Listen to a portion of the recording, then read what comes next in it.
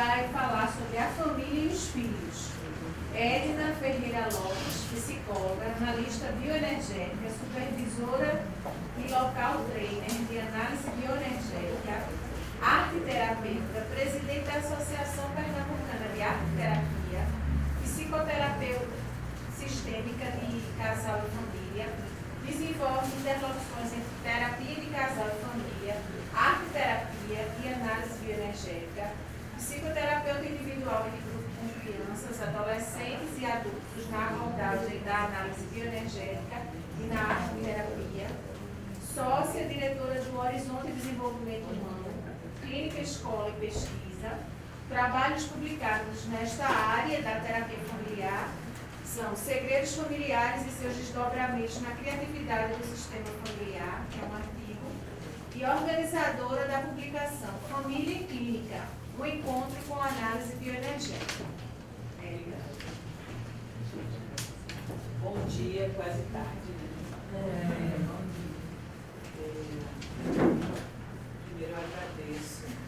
Eu vou começar por algo antes desse encontro. Agradeço a amiga Jane Cavalcante, que foi a pessoa que foi primeiramente convidada para essa palestra, né? E com uma impossibilidade de saúde, ela não pôde estar hoje. E ligou meu nome para a Lúcia Pepe, então agradeço o convite e aceitar a invitação.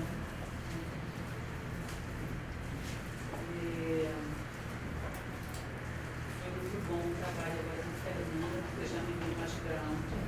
Eu já estou aqui também fazendo ground e tenho alguns filhinhos para me orientar. Essa fala eu vou estar me norteando por alguns teóricos da terapia familiar que, ao iniciar estudando eles, eu vi que tinha algumas similaridades com a bioenergética e com a arteterapia. Então, eles são, assim, os meus norteadores dentro desse caminho, que, na realidade, é um caminho, assim, relativamente curto, né? Embora o meu trabalho clínico tem mais ou menos 30 anos, e trabalhando com crianças e adolescentes. E por essa via, né, a gente trabalha com famílias, porque principalmente no trabalho psicocorporal, nós temos encontros, né, com as famílias, com os pais, e nós trabalhamos também ludicamente e também com um trabalho expressivo com os pais e com as famílias. No entanto, o trabalho mesmo, né, com famílias e com casal se dá há 4 anos, a partir da minha formação. E esse desejo veio pelas necessidades que ocorriam nesses encontros com as famílias. Eu comecei a ver que eu precisava me aprofundar mais nesse campo do conhecimento bem específico. Está sendo muito bom. Várias pessoas, né, que fizeram parte, fizemos juntas, né, a nossa turma lá de especialização, né, amigos presentes. Bom. Então, nesse trabalho, deixa eu ver como é que eu faço aqui. Sim. O tema, né, que é um tema a família e os filhos, eu estou achando interessante porque, de alguma maneira, a gente vai ter um caminho de continuidade desde o início. Claro que isso foi pensado, obviamente, né? Não estou trazendo uma novidade. Mas, à medida que a gente vai ouvindo, né, as falas, a gente vai vendo esse caminho, né? Então, à medida que, durante esse tempo, contato com famílias diversas, né, com várias formas de ser família, não existe a família, são as famílias, né? E o quanto que esses contatos, eles nos alargam uma visão de mundo, que eu acho que é um privilégio ser terapeuta e ser terapeuta de família. Principalmente porque a gente vai lidar com orientações sexuais diferentes das nossas, religiões diferentes das nossas, idades diferentes das nossas. Então isso não tem como alargar uma visão de mundo e também os nossos afetos. Então, aqui, a família na diversidade de contextos. Foi interessante que pesquisar essas imagens, eu não encontrei nenhuma imagem sobre as famílias trans. Isso que interessante, né? As homoafetivas já incorporadas. Mas e aí? E aí, eu acho que várias pessoas aqui já devem ter visto esse programa, mas eu acho que é muito importante de ver. É liberdade de gênero. Quem daqui já assistiu? Então, é uma indicação do GNT. Eles fizeram um acompanhamento de várias famílias trans e as suas relações. E as pessoas, assim, com uma coragem de falar de intimidades de uma forma poética, né? Clareza. E a gente vendo assim, poxa vida, essas famílias são iguais a todas as outras famílias. Com todas as questões, por exemplo, que a Fernanda, que a Cristina trouxe. E a gente está tão distante dessa realidade. Então, eu quis trazer esse painel, porque, na realidade, família, dentro dessa concepção que eu estou falando, são aonde o amor está. Tem um tempo aqui. Eu acho que é isso que, no trabalho com as famílias e os filhos, é interessante, né, perceber essa passagem. Eu achei bem legal aquela fala da Cristina, quando ela disse assim, a convivência com os avós fazem com que as crianças entendam o processo de envelhecimento. Porque a vida é diversidade. Não dá para você agora, eu só convivo com pessoas dessa idade, ou então dessa idade, né? Não é compartimentado, né? Então, é significativo que tanto a mudança como a continuidade são os caminhos para qualquer sistema vivo. É aí que o Minuti se junta muito bem com a bioenergética, com a terapia corporal. E eu me apaixono quando ele tem uma pesquisa que ele diz que uma família com muitas tensões causa pressão arterial alta.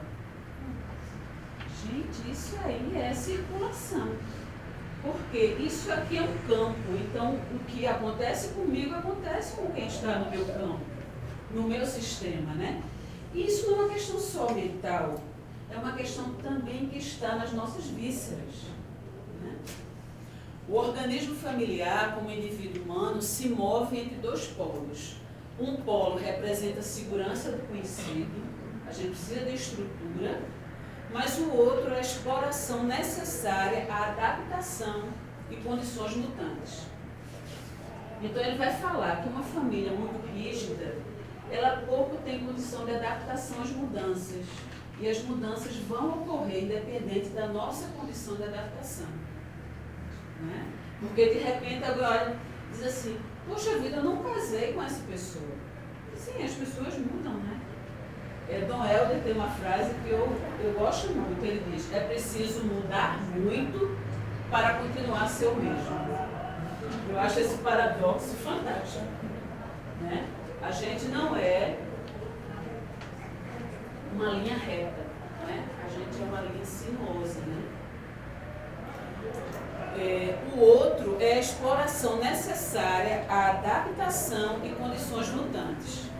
As exigências em manter o status quo limitam a habilidade dos membros da família para lidar criativamente com circunstâncias que se modificaram.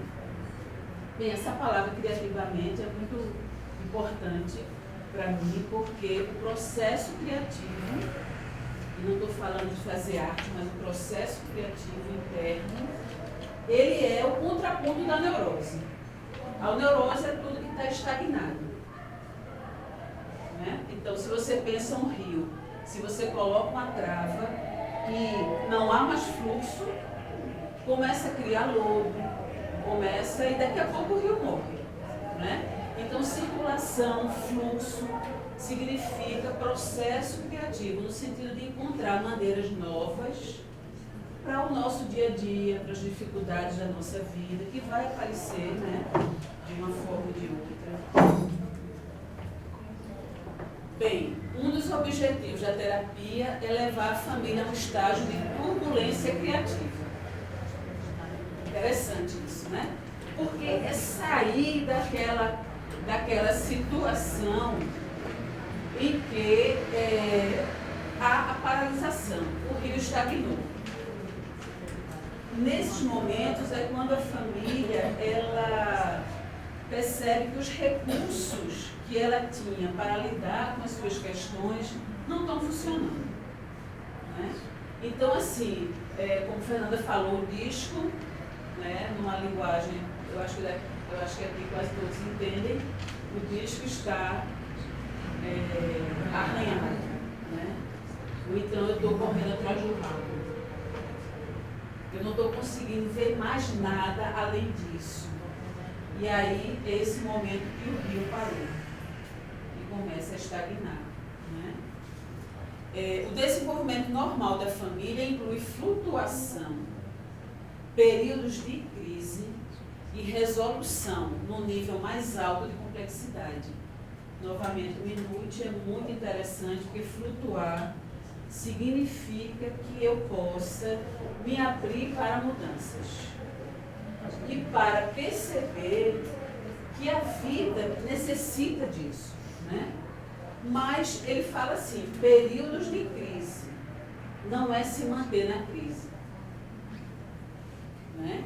Ele fala aqui de resolução, porque se a gente também passa 10, 20, 30 anos na mesma crise, claro que esse sistema, ele começa a trazer um retorno de adoecimento. Então, como ele diz, precisa de resolução. E quando a resolução aparece, há um nível maior de complexidade dessa relação. Eu acho que a gente tem essa experiência na vida, né? Quando a gente tem um entrave e resolve o entrave, aquilo ali muda de estágio. Ele até fala isso, estágio de evolução. Ele até faz uma coisa meio espiritual. Você sai de um estágio anterior para um estágio mais elevado. Porque aquilo que estava dominando a tua energia de vida, ela se libera e a partir do momento que ela liberta, você encontra um lugar diferenciado. Aquilo que eu estava falando, né? Essas repercussões do fluxo e do não fluxo. Se o rio não flui, então, se a água estagna, o que vai acontecer? A família vai viver de várias formas, dependendo da sua estrutura, doenças, isolamento, agressividade, os segredos familiares, as disfunções da sexualidade, da afetividade, da espiritualidade, da comunicação, cada um com o seu, como a gente tinha ouvido, com o seu pacote. Né? Cada um, depende da sua estrutura, depende da estrutura dessa família. Então, como é importante a gente perceber que essas três dimensões, aquelas da vida em movimento, a impermanência e a nutrição, eu esqueci da nutrição, não falei a parte de baixo, que vida é nutrição. A gente precisa nutrir, né? O amor, independente de que conotação a gente vai dar a ele não é um sentimento estático. Ele também precisa de alimento. A gente sabe disso em todas as relações. Né? Sem nutrição, né? Eu até trouxe bastante a flor como símbolo para a família. Sem nutrir, né? É difícil que algo cresça e floresça. E tem uma passagem do budista Thinatan que ele diz assim, você deve ter cuidado com a água que você coloca, porque se você coloca uma água muito quente, a planta murcha. Tem que ser uma temperatura adequada para aquela condição de terra, de nutriente. Então, são muitas questões, né, para essa flor conseguir dando frutos, né? Bem, a gente falou aqui do genograma e nessa, vamos dizer assim, nessa árvore, né, emocional, é um gráfico, eu não sei que algumas pessoas não são especificamente terapeutas de família, mas esse genograma, ele traduz no gráfico a história de pelo menos 3 gerações, a história emocional, a história das doenças, a história dos encontros, das separações, né? E aí a gente vai compreender também, tendo esse olhar de circulação, como foi o fluxo dessas famílias. Para onde a energia foi direcionada e para onde faltou energia, né? E aí a gente pode ter um olhar muito dinâmico desse processo, né? E também como a gente hoje, na nossa família, o que a gente pode incluir ou excluir daquilo que nesse fluxo não foi saudável, ou não foi positivo, ou foi positivo. Então o genograma, né, que é a história da família vista por várias gerações, revela temáticas que se repetem. Mesmo reconhecendo que as predisposições genéticas desempenham importante papel, fica claro que as famílias transmitem sua maneira de ver a vida de geração em geração. Na realidade, a gente nasce e já recebe umas lentes, né? E essas lentes vão nortear a forma de eu ver o mundo. Mas não é só ver o mundo, porque isso inclui as minhas escolhas. E nas minhas escolhas, as consequências das minhas escolhas. Então, se eu nasço numa determinada família que tem determinadas lentes. Por exemplo, eu posso achar que nessa família, olha, não tem jeito, é muita gente louca aqui. Ou então, é muita gente dispersa, olha, não tem jeito, eu não vou conseguir focar na minha vida, porque são lentes, não é? A gente pode trocar de lente, até certo ponto, não totalmente, mas a gente pode mudar, conhecendo a nossa história, a história da nossa história, não é? Que caminhos a gente vai, talvez diminuir o grau, não é? Talvez colocar um óculos colorido, para ver o mundo de outras possibilidades, por outros ângulos. Porque essas lentes, elas vão nortear nossas escolhas. E a gente sabe, acompanhando, né, casais, famílias, pessoas individualmente, como às vezes é difícil mudar lentes. Como às vezes é difícil romper com alguns padrões familiares. Romper no sentido de o meu caminho é por aqui. A gente vai ver com N situações, seja escolha profissional, né? Não, mas a nossa família é de médicos. Você nasceu com a lente, né? E foi reforçada essa lente. Desde pequenininho, eu estou falando de uma determinada experiência, desde pequenininho você passava as férias visitando o hospital. E como agora você... E ainda tem o caminho, a especialidade. Mas como essa especialidade é a melhor, vai ser mais rentável, então essa lente se estreitou demais. E você segue a vida assim. Até que um belo dia você diz assim, não, mas o que eu quero mesmo é fazer arte. Essa semana eu conversava com uma pessoa e ele dizia assim, eu estou fazendo esse curso de Direito, mas eu só me inscrevo em curso de aquarela. Eu estou achando que eu não estou fazendo algo que tem a ver com o que eu estou estudando. E foi a primeira reflexão dessa lente. E aí, como é que eu faço Direito? Então, né? Por aí. E aí, no curso, né, de especialização, eu tive contato com Virginia Buarque, que era coordenadora na época, e trouxe para a gente, né, essa ideia do genograma simbólico. Bem, casava muito direitinho com tudo que eu gosto de arte terapia, né, e a experiência de você poder expressar sua família através de animais. A gente tem um papel maior que esse, um círculo, porque o círculo dá uma noção de lugar e de espaço, né? E quando a gente vai fazer essa leitura, a gente vai ver que tem pessoas que incluem dentro do círculo, às vezes não incluem no círculo, coloca toda a família lá em cima ou aqui embaixo, esquece de alguém, e etc.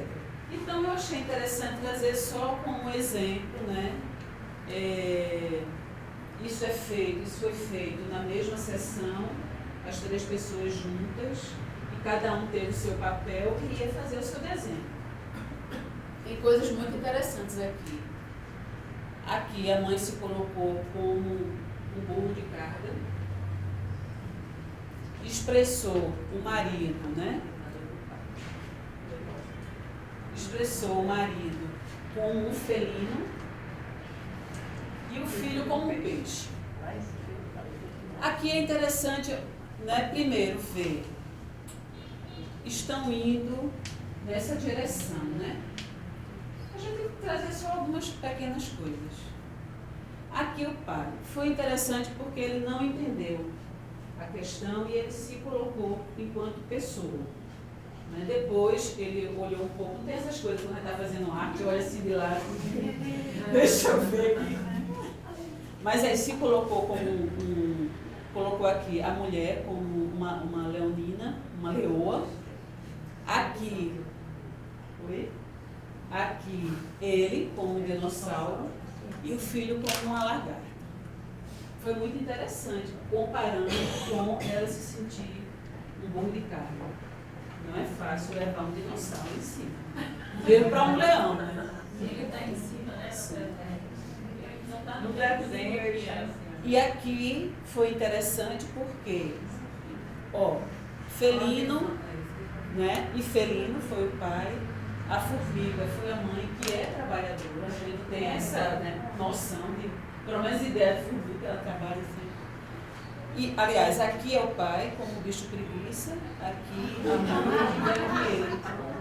Então, fantástico essa possibilidade da gente trazer a imagem, porque ela quebra com aquilo que a palavra, de alguma maneira, ainda segura. Né? A imagem, ela vai além.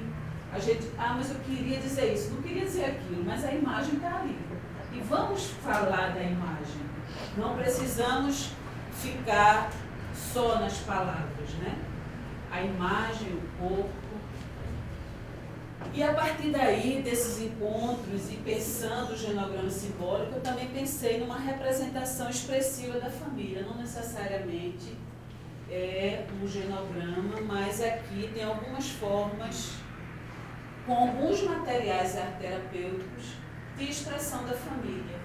Aqui com barro, era um trabalho com uma mãe que procurou por uma grande dificuldade com a filha. Então aqui é um momento, né? Aqui eu acho fantástico esse desenho, porque é a menina que representou o pai e a mãe.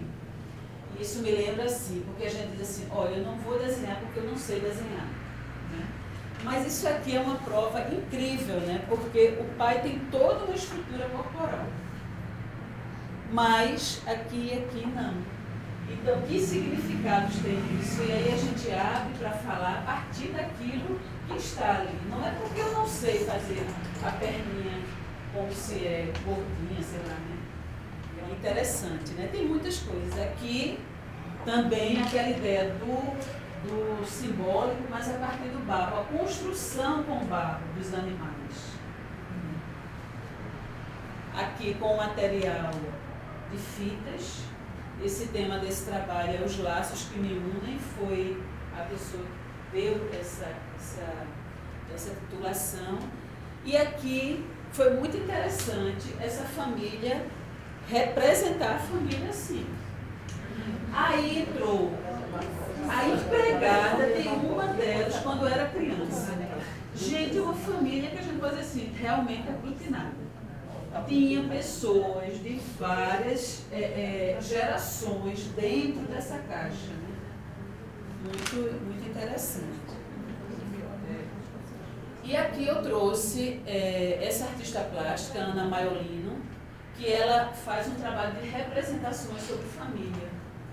E é muito interessante. Aqui ela, a mãe e a filha, e ela faz essa ponte com o fio, né, que une. Ela é de uma família italiana, então ela traz o fio do macarrão e o fio do elo.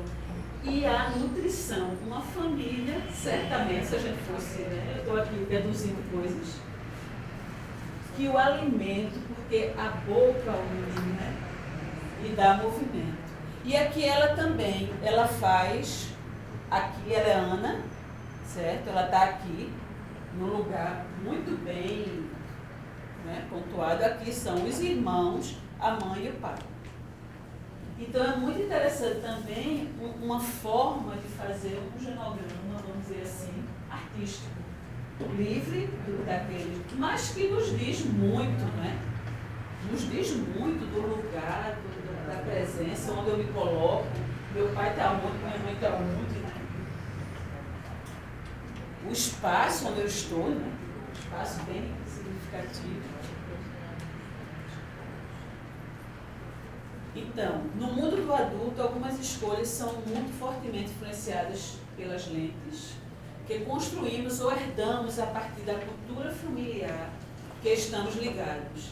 E dentre elas, que a gente está falando aqui da família e dos filhos, o casamento, a paternidade e a maternidade. E a escolha profissional também, são talvez essas escolhas que têm uma influência bastante grande dessas lentes e, consequentemente, de escolhas também que estão no nosso inconsciente.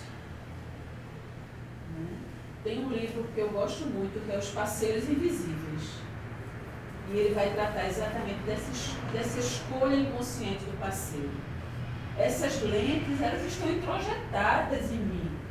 Eu não digo assim que eu me apaixonei loucamente, mas aquilo ali tem algo que me impulsionou ali, né? Então, sim, casamento, paternidade, né, e a vida profissional são certamente as que mais convergem essas expectativas inconscientes. É disso que a gente trata um pouquinho agora. Esse autor, que é o Hollis, eu acho muito interessante, porque eu acho até meio cômico essa passagem. Ele diz assim: ninguém ousaria proclamar em voz alta as imensas esperanças, e poucos têm consciência no altar, ele falando de um casamento no altar, da enormidade das suas expectativas. Aí ele cita várias, eu escolhi só essas. Conto com você, naquele sim, a gente diz, conto com você para conferir significado à minha vida. Conto com você para estar sempre ao meu lado quando eu precisar. Conto com você para ler minha mente e antever todas as minhas necessidades. Conto com você para curar minhas feridas e preencher as deficiências da minha vida. Conto com você para completar a minha vida. Então ele diz que ninguém teria ousadia de naquele momento dizer isso, porque mas essas expectativas estão em algum lugar dentro da gente, né? E aí a gente vai trabalhar na terapia nossa criança ferida, uma série de coisas que faz a gente esperar do outro tudo isso. Porque na realidade não é o adulto, né? São as nossas faltas da infância, da adolescência, que espera tanto que alguém traga pra gente toda essa lista, e nesse livro ele sai assim, uma série de como eu conto com o outro para isso. E claro, quando sai do ideal para o real, aí a gente se depara que na realidade a gente não vai poder ser preenchido pelo outro nesse nível, né?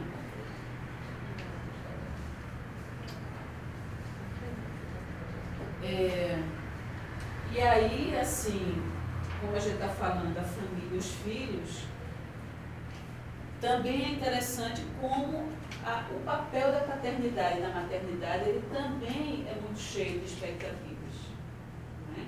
A gente sempre, assim, escuto muito, assim, vou fazer diferente daquilo que eu recebi, né? Ou então, serei a mãe e o pai ideal, serei... Então, essas são expectativas também fundadas numa não realidade, né? Que que é suprido algo mais na gente do que no outro. Né? Então, julgamos ser capazes de saber o que é adequado para os nossos filhos. Eu acho que isso é uma das grandes quebras de narcísica, né? E eu estou falando também a partir de mim e de algumas situações que eu ou acompanho ou convivo, que é isso aqui, né? Eu vou fazer o que é adequado para o meu filho, como se eu tivesse esse poder de saber realmente tudo que é adequado para o outro. É um lugar e um poder impressionante esse lugar de pai e mãe. Né? Às vezes, assim, a gente se depara com essa potência, às vezes maior, quase igual a um Deus. Né? Um semideus, assim. Né? E como é difícil a gente perceber a impotência. Né? Então, quando a gente está com as famílias, eu acho que é muito cuidadoso, né? Não passar nenhum sentimento que seja de crítica, porque esse é o lugar que a gente consegue chegar. Né? É a nossa lente. E outra coisa é que a gente tem certeza que a gente pode evitar os erros dos nossos pais. Que a gente pode controlar o mundo para que aconteça isso ou aquilo. Né? E que eles vão preencher nossas vidas. Aí isso é que é a grande questão. Né? Ainda chega, né? Claro, muitos da gente viveu isso na pele, vindo dos pais, vocês vão preencher os sonhos que eu não consegui realizar. Né? Seja eles de qualquer ordem. E às vezes a gente leva para outra geração. Vocês agora vão preencher aquilo que eu não preenchi da geração anterior, eu não me sacrifiquei, aquele sonho que eu tinha, eu não deixei na gaveta, então agora é a vez de vocês. E assim esse negócio vai seguindo, né? Enquanto a gente não para tomar consciência e fazer mudanças, né? Nesse processo. Na Coragem de Conviver, do Schettine, né, ele diz: devemos entender que nós jamais será o plural de eu. O nós reflete a convivência que nos dá a condição de compartilhar peculiaridades. É o nós que permite sermos participantes, isto é, que sejamos parte um do outro, sem que abdiquemos de nossa individualidade. Ele é fantástico nisso, né? E isso é para as famílias e para os filhos. Né? Às vezes a gente vê ou esse nós, né, que engofa todo o sistema, ou um distanciamento que não há proximidade e intimidade. Então, esse meio do caminho, nessa dança entre proximidade, intimidade e individualidade, é também algo assim, vamos dizer assim, um exercício diário. Um exercício, né? Eu acho muito legal assim, a gente estar podendo conversar sobre esses temas, porque a gente precisa ampliar, tomar consciência. Porque é o primeiro passo para a gente fazer alguma transformação. Né? A gente poder tocar nessas feridas. Né?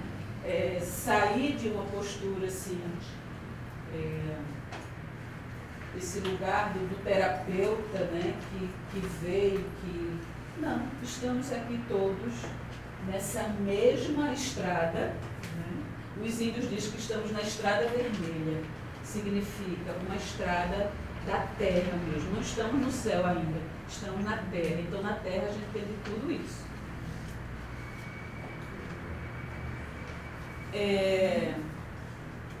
Eu trouxe essa poesia, que é de um autor anônimo, e ele diz assim: as crianças aprendem o que vivem. Se a criança vive com hostilidade, ela aprende a agredir. Se a criança vive com zombarias, ela aprende a ser tímida. Se a criança vive com humilhação, ela aprende a ser culpada. Se a criança vive com tolerância, ela aprende a paciência. Se a criança vive com incentivos, ela aprende a ser confiante. Se a criança vive com elogios, ela aprende a apreciar. Se a criança vive com retidão, ela aprende a ser justa. Se a criança vive com segurança, ela aprende a ter fé. Se a criança vive com aprovação, ela aprende a gostar de si mesma. Se a criança vive com aceitação e amizade, ela aprende a encontrar amor no mundo. Então, esse lembrete, né, é um exercício nosso para o que Reich dizia, as crianças do futuro. Que esse futuro já seja agora, né? Que a gente possa diluir nas nossas histórias familiares, para as nossas histórias que a gente promove, né, mais aceitação, porque certamente estamos precisando muito, né, no mundo de hoje, né, aceitar no sentido de incluir, né, aqui as referências, depois eu volto. Eu queria terminar aqui pensando nessa ideia da família e dos filhos como flores, né? Eu também fotografei essa árvore, é uma árvore lá da Jaqueira, que ela bota esses brotos. É a coisa mais linda. Isso nasce assim. Depois cresce e tem umas flores. E, para falar em broto, né, o Milton ele diz que há que se cuidar do broto para que a vida nos dê flor e flor. Então, esse broto, a gente pode pensar nesse broto interno, um broto das famílias que a gente, de alguma maneira, esteja cuidando e ajudando a desenvolver seus potenciais, né? Porque, na realidade, tudo já está dentro do sistema, né? Eu acho que a imagem do Miguel Ângelo fazendo lá a escultura, ela é fantástica. Mas como é que você conseguiu fazer o Davi dessa forma? Ele diz, eu só tirei o que não era Davi. Pronto, porque Davi já estava ali, naquela pedra enorme. Eu só fiz tirar o que não era ele. Então, na realidade, ajuda a tirar o que impede cada família de se desenvolver criativamente, encontrar sua forma de ser no mundo, porque a gente não tem que ser igual, né? Mas é muito bom que a gente pudesse ter saúde nesse sentido criativo de ser, né? É isso, gente. Obrigada.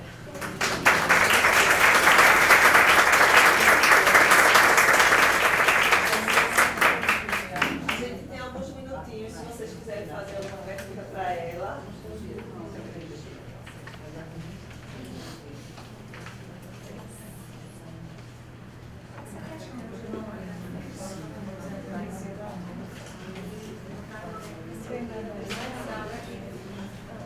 Sobre o genograma, né? Aí a técnica seria para que as pessoas se representassem a sua família no ciclo. E a partir daí, né, mais trabalhar. Na realidade, assim, quando a Virginia trouxe, né, esse trabalho para o grupo, ela colocou assim, que tem poucas pesquisas, né, sobre esse genograma. Eu até tentei estudar um pouco mais, estou esperando que um dia a Virginia faça esse curso para a gente. Mas o que colocou é o seguinte, você não diz que deve colocar dentro do ciclo, você dá um papel onde tem um desenho de um ciclo. Porque aí você deixa livre para que a pessoa coloque dentro ou não. Porque isso também é significativo, né? Se eu incluo alguns membros, se eu não incluo membros, onde eu coloco quem se comunica. É como quando a gente chega uma família e a família senta, né? Aí você compreende uma dinâmica. Alguém que está sentado junto do outro, que dá a mão, o outro que está ali distante. Então a gente vai compreender como a família lida com o espaço, que é um espaço emocional, dentro daquele espaço que simbolicamente é o mundo. Né? Simbolicamente esse espaço do ciclo simboliza também o mundo, né? O mundo familiar.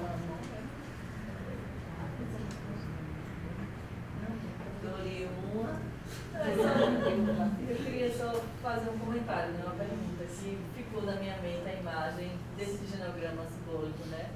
Onde na representação da mãe, o felino era o outro, né? Na representação do pai, o felino era o outro. E na do filho, ele sendo o felino. Né? Tipo assim, aquilo que o projeto do cônjuge acaba se revelando na criança. As projeções é um tema fantástico, né, no trabalho com família. E compreender isso dentro da psicodinâmica da família pode fazer com que eu também repense esse meu lugar. E às vezes, assim, dentro do trabalho com família tem as várias técnicas, inclusive de saída do próprio lugar, né? De ocupar outro espaço dentro daquele espaço de terapia, que já faz a gente perceber, poxa vida, como há tanto tempo eu estou aqui colado em minha mãe e o outro está ali distante, por exemplo. Né? Essas projeções e aquilo que a gente traz, né, como heranças.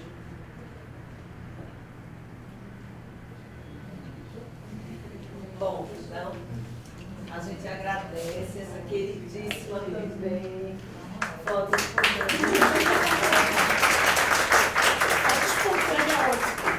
Vê só, gente, nós somos uma família, né? E veja, né? A Edna veio aqui, entre aspas, substituir a Jane, né? Na verdade, ninguém substitui ninguém, mas ela veio ajudar, né, nesse lugar que Jane não pôde estar. Então, assim, que legal que a gente pode também, né, fazer essas trocas, porque família é isso, é a gente ajudar um ao outro, a gente trocar, tomar o lugar do outro quando o outro não pode estar, né? E não que ninguém tome o lugar do outro, mas é se colocar naquele lugar para que a gente possa se ajudar. Então, a gente agradece de coração, né, que você pôde vir, né, fazer essa troca aí com a Jane. A Jane vai estar com a gente em algum outro momento, né? Maravilha. E como é importante, né, gente? A gente tá, eu achei muito legal, assim, o fluir, né? Parecia que a gente estava aqui dançando com ela, né? A leveza, a fluidez, essa flor, e que a gente leva a imagem dessa flor, né? Do filho da gente, dos filhos e das crianças que a gente atende em terapia, como essas flores, né? Que são delicadas, mas ao mesmo tempo exalam perfumes, às vezes tem espinhos, né? Coisas difíceis, né? Muitos espinhos às vezes, mas todos têm a sua singularidade, todos têm a sua beleza, todos têm a sua pureza, né? Que a flor exala pra gente, tá bom? Antes de vocês saírem, a gente vai passar a palavra para a Joelma, para que a nossa querida mestre de cerimônia, né, possa dar as orientadas para a tarde. Veja, a gente está muito assim, firme com relação aos horários. Podem observar que a gente está bem dentro dos horários. Então, a gente queria pedir que vocês respeitassem esses horários também, porque nós estamos tendo o maior cuidado.